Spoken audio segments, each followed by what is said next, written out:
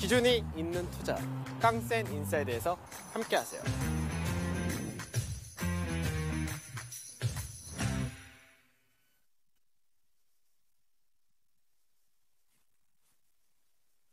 네, 안녕하십니까. 깡센 인사이드 강지훈입니다. 오늘 이제 증시가 소폭 반등세를 나타내는 그런 모습을 보여준다 되겠죠. 우선은 이제 전체적으로 뭐 반등이 아주 세다 이렇게 볼 수는 없는 케이스지만 전체적으로도 반등이 나오고 상승 종목수가 하락보다 좀 더 많은 그런 모습을 보여준다 됩니다. 자, 하나씩 보게 되면은 사실 간단하죠. 러시아가 이제 문제됐던 부분에서 사실 국내 증시에 대해서 우려했던 부분이 어떤 거냐면 러시아에 대한 제재 수준이 얼마큼 나타날 것이냐 사실 그런 부분이었습니다.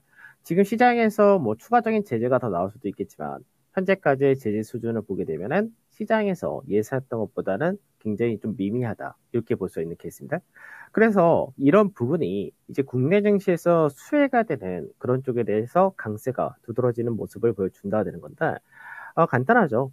이제 러시아가 특히 유럽 같은 경우 러시아로부터 이제 천연가스에 대한 수입이라든지 원유에 대한 수입 이 부분이 상당히 높았다가 되는데, 그럼 이제 앞으로 러시아에서 이제 유럽에 대한 에너지라든지 천연가스 여러 가지 부분에 대해서 이제 수출을 못한다 이렇게 되면은 결국 이제 미국이라든지 중동이라든지 그리고 이제 그 외적인 자원 국가들이 이제 앞으로 유럽에 대해서 더 많은 에너지 수입을 수출을 한다 이렇게 되겠죠.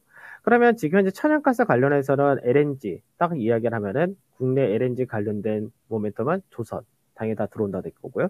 그럼 조선이 강세 띄니까 당연히 조선 기자재도 같이 강세 띈다 되겠죠. 그리고 이제 조선에서의 이제 앞으로의 발주 수주가 더 늘어난다 이렇게 되면은 결국 후판 관련된 철강 역시도 모멘텀 받는다 이렇게 될 것이고요. 그 유럽 내에서도 이제 천연가스라든지 이쪽에 대한 거를 어느 정도 의존도를 낮추려면은 이제 결국 신재생에 대해서 더 무게를 실을 수밖에 없다 이렇게 볼 수 있는데 그런 부분이 태양광 관련된 OCI라든지 풍력 관련된 CS 윈드라든지 이런 신재생 관련주도 같이 강세에 뛴다 됩니다. 그리고 이제 앞전에도 말씀드렸듯이 러시아 다음으로 천연가스가 많은 국가가 이제 이란이다라고 말씀드렸는데 이란에 대한 핵 협상을 좀 더 빠르게 타결할 가능성도 높아진다 되겠죠. 그래서 이런 부분은 해외 건설 쪽에서의 모멘텀을 받아간다 되기 때문에 대우건설이 제일 강세에 뛰는 거고 뭐 현대건설이나 GS, DLNC 다들 건설 강세에 뛴다 되겠죠.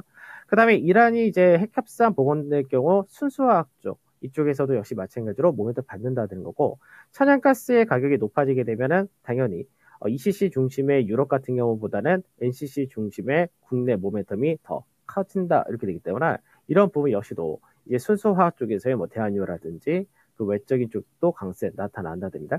그리고 이제 아무래도 우리나라에서는 LNG 관련해서는 이제 천연가스 관련해서 한국가스공사가 대부분 나타나기 때문에 한국가스공사 역시도 강세 뛴다 되겠죠.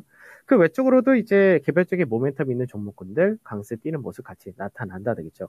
그래서 실제로 상승 종목이 더 많은 모습을 보여준다. 그래서 지수의 상승보다 더 강하다는 부분은 결국은 지금 현재 아직까지는 시장에서 투자 심리가 약한 그런 모습을 보여주기 때문에 거래 대금이 작다는 부분과 그리고 시총 상위 그리고 최근 들어서 강세되었었던 일부 리오프닝 관련된 쪽에서가 차익 실현이 나타난다 정도 이렇게 볼 수 있겠죠. 그러면 이제 시장에서 외국인들이 선물 쪽에서 매도를 뭐 강하게 한다 이런 건 아니고 선물 쪽에서 현재는 보합을 중심으로 왔다 갔다 하는 그런 모습을 보여준다. 오늘 현재 추가적인 강세를 보여주느냐 이 부분은 실제적으로 뭐 어느 정도 지수상에서 수급이 바뀌어지는 모습이 나타나줘야 시총 상위가 움직일 수 있기 때문에 그렇게 될 경우가 지수가 반등이 좀 더 강해진다 정도 될 수가 있는데 현재는 그런 부분까지는 안 나오기 때문에 결국 선물에서 21선 중심의 안착 과정 이렇게 들어간다 보시면 되겠죠. 자, 그럼 간단하게 또 볼까요? 우선 수급을 먼저 보게 되면 수급적인 부분에서 지금 현재 외국인들이 거래소와 코스닥, 현물 쪽에서 매도를 하고 선물에서도 역시 매도가 나온다 되죠. 그래서 어제 같은 경우도 외국인들이 선물에서 매도를 많이 하다가 그냥 절반 이상 축소하는 모습을 보이면서 마감했었다 그런데 오늘 선물 쪽에서 매도가 나온 부분은 뭐 그렇게 크지는 않다가 되는 거고 베이시스가 보합권 전후에서 나타내준다 그러면은 금융투자에서는 추가로 나갈 수 있는 물량이 제한적이었으니까 이제 금융투자에서가 매수가 들어온다 정도 이렇게 되겠죠. 그러면 이제 수급적인 부분에서는 외국인들이 이 비중을 축소를 할 거냐 사실 그 부분이다.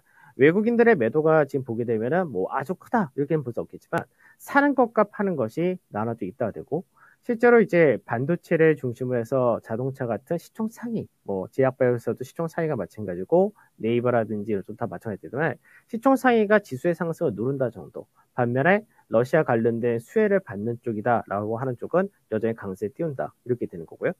그다음에 선물 쪽에서의 차트를 잠깐 보도록 하죠.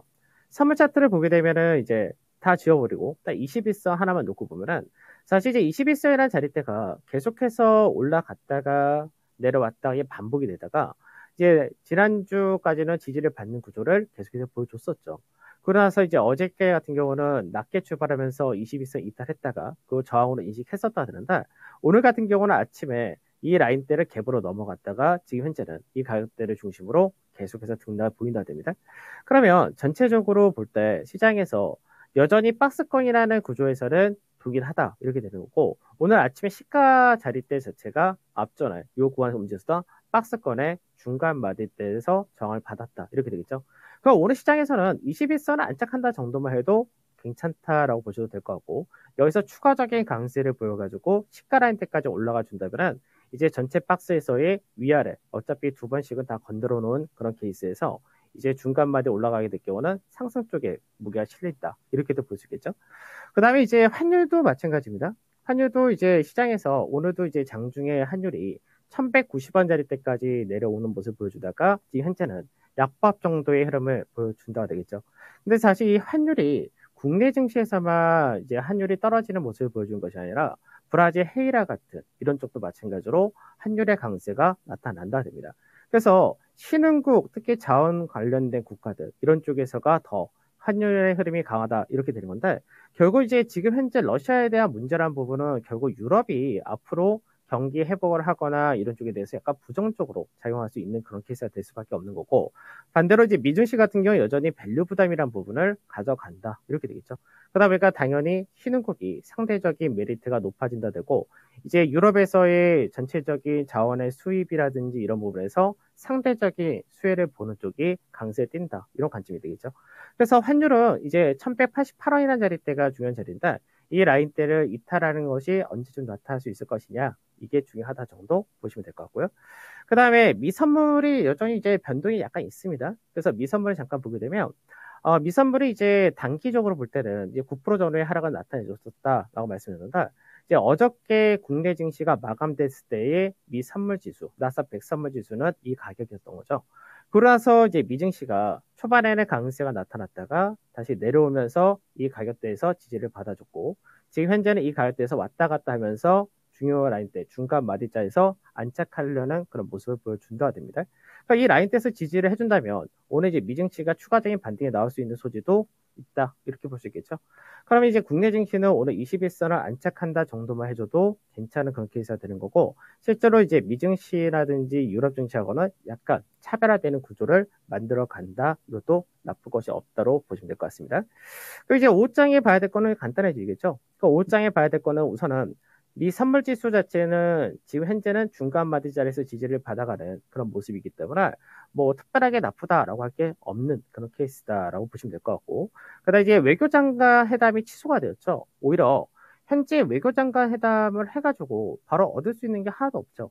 왜냐면 지금 프랑스라든지 미국이라든지 우크라이나에 대한 이 지역에 대해서 이제 러시아에서 독립 승인했다라는 부분 자체를 침입을 했다 이런 식으로 얘기를 하고 있기 때문에 지금 당장 외교장관 회담을 해가지고 서로 얻을 게 없을 겁니다. 오히려 외교장관 회담을 한다면은 시장에서 바로 어떤 결과가 나오지 못한다 될 경우는 시장에서 불확실성이 더 이어진다 이렇게 되기 때문에 오히려 회담 자체가 없다 취소가 된 부분이 오히려 시장에서는 부정적 볼 게 없는 거고 나중에 이제 회담이 다시금 일정이 잡힌다가 되게 되면은 이제는 호재성으로 인식할 수 있다 이렇게도 볼 수 있겠죠. 그다음 시장에서 중요했던 하나의 부분 중에 하나가 이제 프로그램 매수가 현재는 거래소에서는 외국인들이 매도를 하면서 사실 뭐 종목별로 나눠진다 되긴 하는데 이 프로그램 매수가 얼만큼 더 키워줄 수 있을 것이냐 그리고 프로그램 매수와 더불어서 5자 외국인들 수급이 지금 매도가 나오는 부분이 서서히 축소를 더 해줄 수 있을 것이냐 이 정도가 중요하다가 될 겁니다. 그래서 선물에서는 21선 364포인트 전후가 된다. 이 자리대를 안착해서 마감만 해도 괜찮다 정도가 되는 거고, 이제 시장에서 오후장에 많이 반등이 좀 더 강해지는 그런 흐름이 나타난다가 될 경우는 시가 자리대까지 올라올 수 있다는데, 이렇게 될 경우는 다시금 박스 거래 중간 마디를 안착하는 구조가 되기 때문에 이때는 추가적인 상승도 가능하다 되겠죠. 그래서 한유도 마찬가지로 이 가격이 이탈한지 여부가 중요하다 이렇게 되는 거고요. 그리고 이제 시장에서 지금 모멘텀이란 부분이 사실 좀 재밌게 붙는 거죠. 그러니까 우리가 러시아 관련해서 굉장히 우려만 했었는데, 결국 모멘텀이란 부분이 들어올 때 그동안 저평가된 쪽에서가 모멘텀이 들어올 때 굉장히 강하게 움직이는 부분이 동일하다가 되는 겁니다. 그래서 해운이 그런 케이스를 만들었었고, 지금 그 다음에 건설이라든지 철강이라든지 그 신재생에너지 다 대부분이 보게 되면은 저평가 관련된 업종군이고, 뭐 조선 역시도 시장에서 수주가 꾸준히 받고 있는 업황이 개선돼주기 때문에 결국 이제 이런 모멘텀이 상당히 좋다 이렇게 생각하시면 될 것 같고, 그 외로도 이제 시장에서 오늘 게임이라든지 이런 쪽도 반등이 나온다, 기술적 반등이 나온 쪽도 어느 정도 같이 연결된다 정도 이렇게 보시면서, 시장에서 지금 현재 밑으로 하단 자리가 세게 떨어질 부분이 없고 밸류 메리트가 높은 그런 구조라면은 어느 정도 시장에서 저평가된 것들 잡고 나중에 모멘텀이 들어오면서 차익 실현해도 좋은 단기적인 부분도 있다고 보시면서 가시면 될 것 같습니다. 저는 오늘 여기서 마무리하도록 하겠습니다. 내일 뵙도록 하겠습니다. 감사합니다.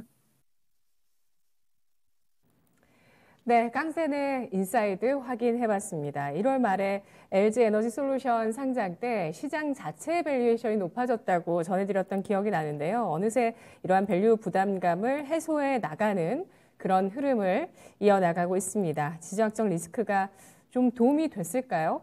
앞으로 과연 어떤 쪽이 좀 더 강세를 띨 것인가에 대해서 주식시장의 흐름과 환율로 좀 알아봤는데요. 일단 우리나라 같은 경우 원달러 환율이 1190원대를 이탈하게 된다면 주식시장이 좀 더 자신감을 얻게 될 것이라는 전망 함께 해봤습니다. 지금까지 투자 판단에 도움드릴 수 있는 내용들 전해드렸고요. 다만 주가의 상승과 하락을 보장하지는 않습니다. 유의하시면서 투자하세요. 오전장 여기까지입니다. 고맙습니다.